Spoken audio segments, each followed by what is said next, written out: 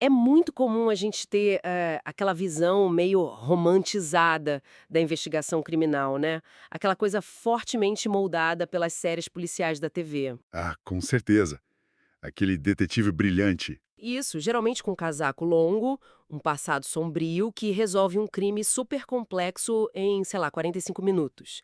E sempre na base da pura intuição, interrogatórios dramáticos de algum tiroteio no final. E a vida real, bom, a realidade do sistema brasileiro é infinitamente mais burocrática. Claro, mas não menos fascinante. Totalmente fascinante.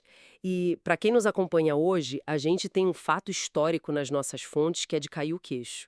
O inquérito policial, da forma como a gente conhece, foi criado no Brasil ainda no tempo do Império. Sim, um decreto de 1871. Mais impressionante é que, na sua essência, as premissas básicas dessa estrutura imperial sobrevivem até hoje. Elas ditam as regras do jogo no século XXI. E essa durabilidade histórica impressionante, definitivamente não é por acaso. Para quem já acompanha a área jurídica mais de perto, aquele conceito de jus puniendi já é bem familiar. O monopólio da punição, certo? Exatamente. O Estado chamou para si o monopólio da punição. A sociedade, num tipo de pacto civilizatório, concordou em delegar esse poder de punir ao Estado para evitar a barbárie da justiça privada. Mas, justamente por ter esse poder gigantesco de restringir a liberdade de alguém, o Estado precisa seguir um caminho estritamente desenhado. É um conjunto de regras bem rígidas. O aparato estatal não pode simplesmente sair punindo com base em boatos ou convicções íntimas. De jeito nenhum, a máquina precisa de um filtro processual. Ok, vamos desvendar isso. Imagina o seguinte exemplo prático, que infelizmente é quase diário nas grandes cidades. Alguém tem um notebook furtado bem na saída da faculdade. Um clássico. Pois é. Aí a vítima, por conta própria, descobre quem foi o autor do furto, descobre o endereço, vai até a casa do suspeito, arromba a porta e pega o equipamento de volta à força. E para o leigo, para quem está de fora, isso pode soar como justiça feita. Exato. Mas, na verdade, essa atitude configura um crime chamado de exercício arbitrário das próprias razões. O cidadão perde a razão no exato momento em que tenta substituir o Estado. Quem tem o dever e o poder exclusivo de investigar, processar e, eventualmente, punir para recuperar a ordem é a máquina estatal. E é exatamente nesse vácuo, entre o crime e a punição, que entra o inquérito policial. Mas a gente precisa ser extremamente preciso sobre a natureza dessa ferramenta. O inquérito policial é um procedimento administrativo. E não um processo judicial. Essa distinção é vital, né? Muda tudo. Não é mero preciosismo acadêmico. Sendo um procedimento administrativo, presidido por um delegado de polícia, dele não resulta absolutamente nenhuma sanção imediata. Ninguém sai condenado de uma delegacia após um inquérito. Ele é, por definição, uma fase pré-processual. Uma longa e detalhada preparação. Então, o que tudo isso significa? Se no final das contas o delegado não condena ninguém e o inquérito não gera uma pena, o que exatamente está sendo construído ali durante semanas ou meses de investigação? O que se constrói ali é um acervo. O inquérito colhe elementos de informação e não provas, no sentido técnico e estrito da palavra. A diferença é abissal. Porque a prova exige o contraditório. Perfeito. Para que um elemento seja elevado ao status de prova válida para embasar uma condenação criminal, exige-se o crivo do contraditório, ou seja, a garantia de que a defesa teve a chance real de questionar, perguntar, refutar e apresentar sua própria versão perante um juiz imparcial. No inquérito policial, como regra geral, não existe esse contraditório pleno. A polícia investiga e o investigado não dita o ritmo das diligências. Isso. Contudo, o que é fascinante aqui é que o direito precisa lidar com a realidade do mundo físico, e por isso ele prevê exceções fundamentais. O inquérito pode, sim, produzir provas se elas se encaixarem em 3 categorias específicas: as cautelares, as não repetíveis ou as antecipadas. E faz todo sentido quando a gente olha para a prática. Uma prova cautelar, por exemplo, seria uma interceptação telefônica. O juiz autoriza, a polícia ouve e grava. Não dá para avisar antes. Imagina, não dá para chamar a defesa e dizer, olha, vamos grampear o telefone do seu cliente na semana que vem, tudo bem. O sigilo e a surpresa são a essência da medida. Exatamente. E é não repetível. Já uma prova não repetível é, tipo, o exame de corpo de delito em uma vítima de agressão física. Os hematomas vão desaparecer. A ciência tem um relógio correndo. Não é possível esperar o processo judicial começar, sei lá, daqui a 1 ano, para comprovar a lesão. E a prova antecipada é aquele cenário crítico do depoimento de uma testemunha ocular que está no hospital em estado terminal. Se o delegado não colher aquele relato imediatamente, a informação desaparece para sempre com a testemunha. Fica muito claro. Mas toda essa engenharia de coleta, para onde ela vai? Ela possui um destinatário muito claro. O inquérito não existe para enfeitar prateleiras. Ele serve para fornecer o que chamamos de justa causa. É a base sólida mínima para que o titular da ação penal decida agir. Que na maioria das vezes é o Ministério Público, certo? Na esmagadora maioria. O promotor vai analisar o inquérito e decidir se oferece a denúncia ao juiz. Em alguns casos bem específicos, a própria vítima é a titular da ação penal privada. O inquérito é, portanto, um filtro estatal que responde a uma pergunta simples. Há indícios suficientes de quem cometeu o crime e a prova material de que o crime realmente aconteceu? É um filtro pesado. E a complexidade desse filtro exige regras de funcionamento muito específicas. E nas nossas fontes de hoje tem um mnemônico muito famoso entre os estudantes e profissionais da área que ajuda a mapear todas essas características. A famosa sigla SEI doido. Essa mesma é uma forma quase cômica, mas extremamente eficiente de organizar mentalmente a natureza do inquérito. Quem escuta a gente agora e quer memorizar, é só pensar em SEI doido. A primeira letra, o S, refere-se ao fato dele ser sigiloso. E o sigilo é a regra de ouro inicial para garantir duas coisas vitais. Primeiro, a eficácia da investigação. Se os passos da polícia forem públicos, o suspeito destrói provas, foge ou intimida testemunhas. Segundo, a proteção da imagem e da honra do investigado. Até que se prove o contrário, estamos lidando com um suspeito. Uma condenação prévia na mídia destrói vidas. Aniquila reputações pessoais e corporativas de forma irreversível. A questão é que esse sigilo causa um embate natural com o direito de defesa. E aí entra a balança de Supremo Tribunal Federal, com a famosíssima súmula vinculante 14. O advogado de defesa tem, sim, obrigatoriamente, acesso aos autos do inquérito para poder orientar seu cliente. Mas há um limite rígido. Ele não vê o futuro da investigação. Exato. O acesso é apenas àquilo que já foi documentado e finalizado. O advogado pode ver o laudo da busca e apreensão que já aconteceu ontem, mas não vai ter acesso à pasta que diz que uma nova busca ocorrerá amanhã. E tem um caso clássico, quase folclórico nos bastidores, que ilustra bem essa tensão diária nas delegacias com acesso aos autos. Conta essa, que é excelente. Era uma investigação monumental sobre uma casa de prostituição de luxo, que era disfarçada de clínica de massagens. O inquérito corria sobre um segredo de justiça absoluto.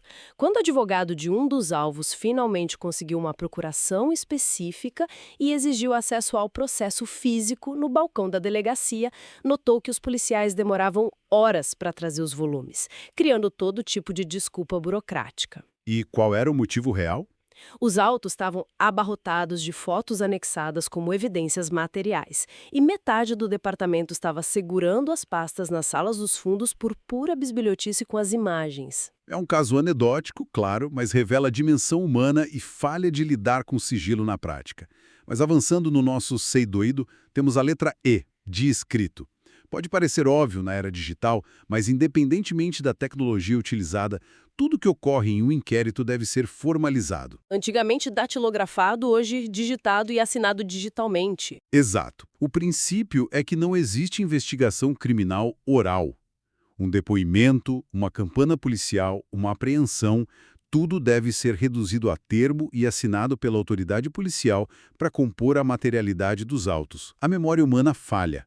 O papel, ou o arquivo em PDF, documenta a cadeia de custódia. Nada de ouvir dizer no corredor valendo como evidência oficial. Em seguida, depois do S e do E, chegamos à letra I, que define o inquérito como indisponível. Essa é, sem dúvida, uma das travas mais vitais para a saúde democrática do sistema de justiça. Uma vez que o inquérito policial é instaurado, o delegado de polícia jamais pode, por conta própria, mandar arquivá-lo. E se conectarmos isso ao panorama geral, o motivo sistêmico dessa trava fica muito evidente. Evitá-lo corrupção? Preciso. Concentrar o poder de iniciar e, principalmente, de encerrar investigações nas mãos de uma única autoridade abriria um flanco gigantesco para a corrupção e a arbitrariedade. Imagine uma investigação sobre crimes financeiros pesados.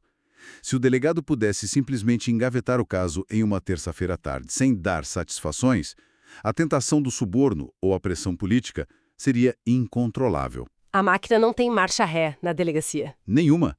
O inquérito deve seguir até sua conclusão.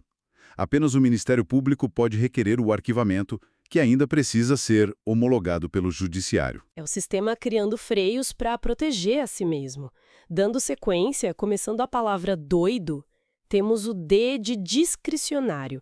Apesar de todas essas amarras de formalidade, o delegado tem a liberdade de conduzir a investigação da maneira que julgar mais produtiva.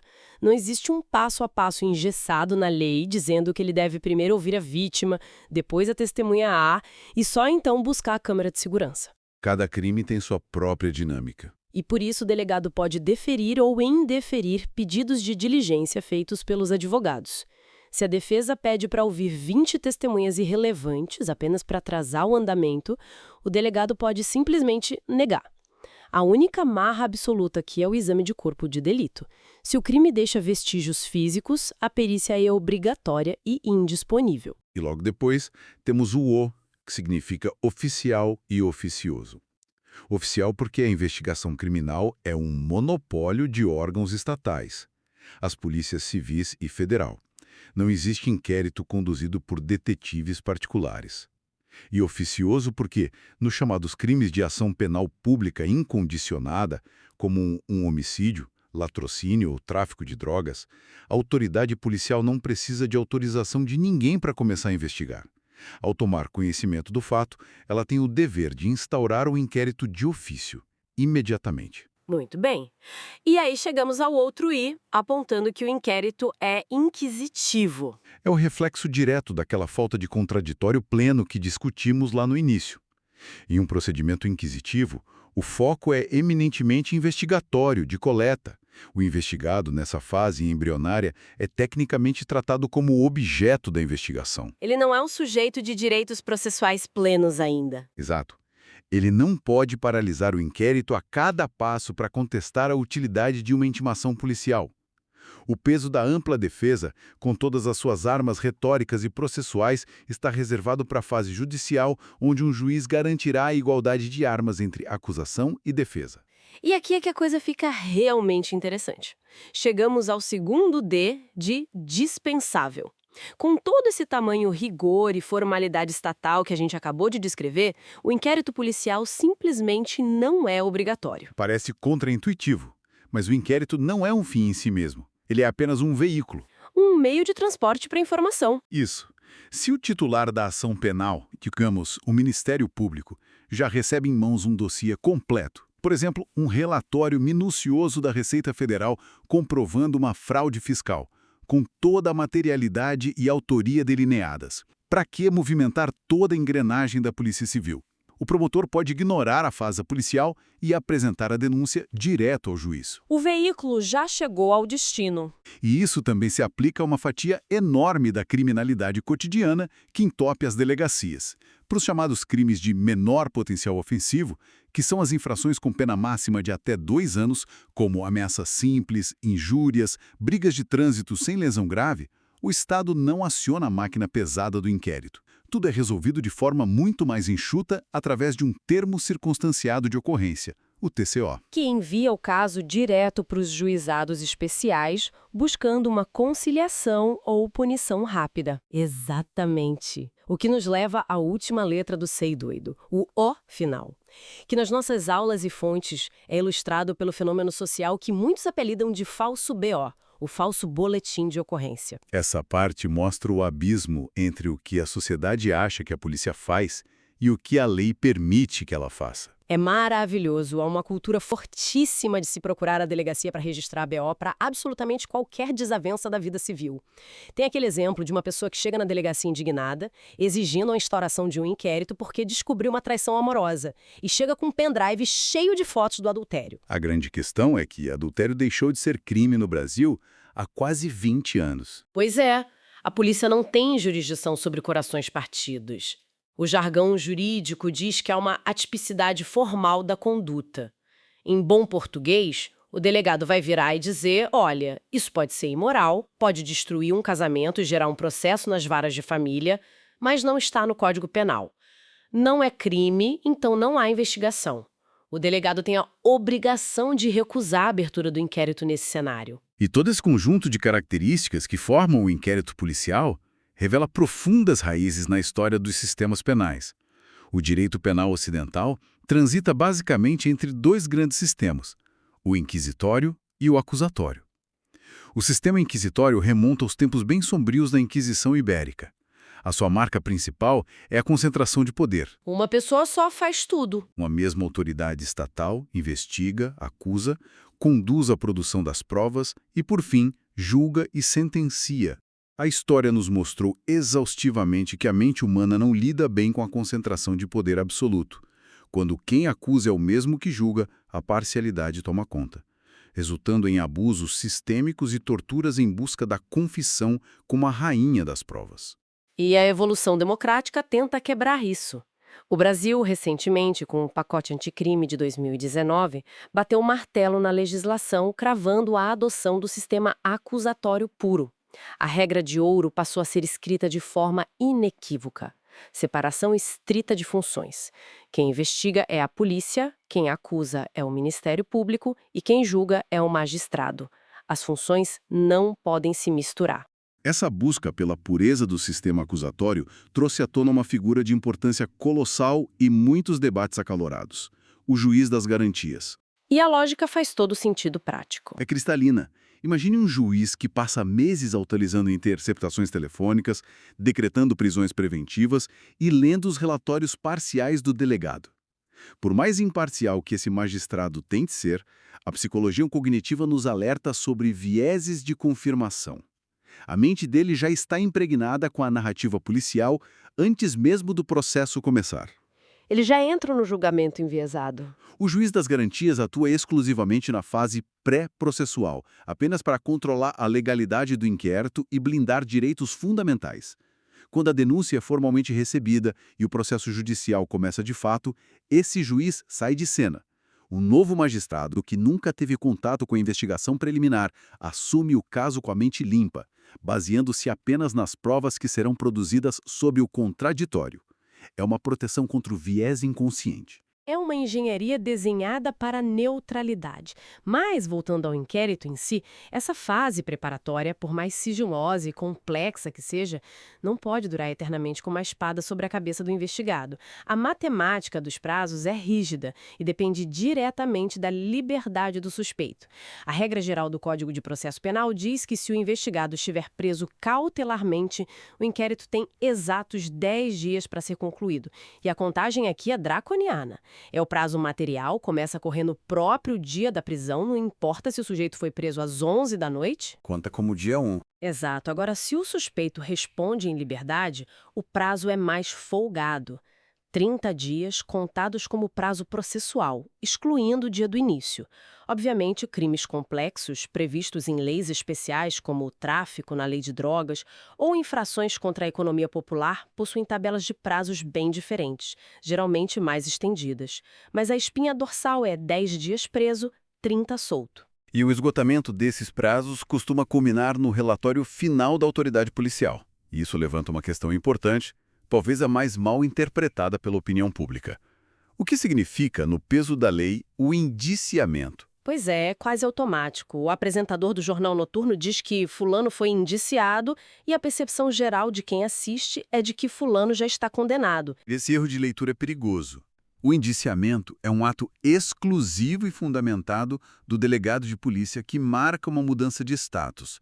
A pessoa deixa de ser um mero suspeito, aquele contra quem existe apenas um juízo superficial de possibilidade, e passa a ser formalmente apontado como o provável autor da infração.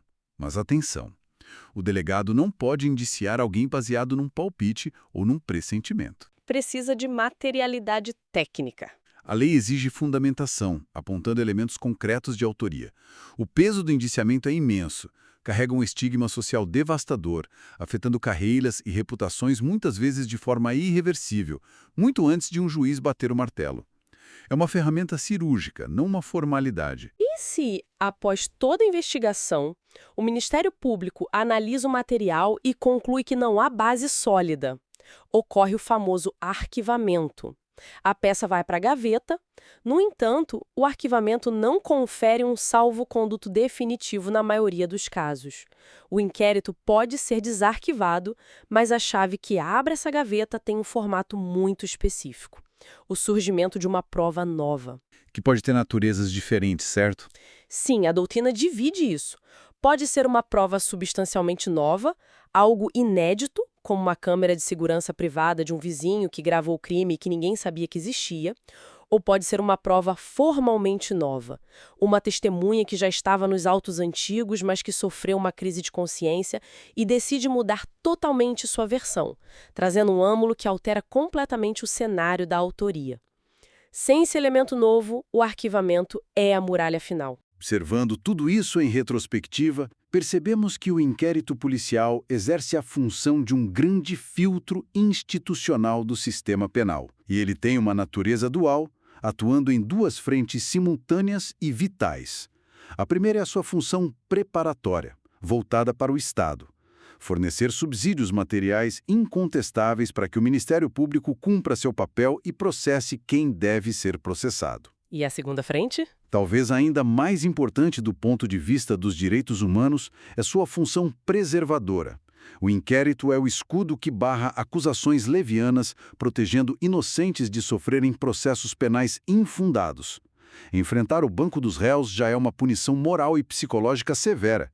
O inquérito existe para evitar que qualquer um chegue lá por engano ou perseguição. É um equilíbrio delicado entre o poder de investigar e a garantia da liberdade.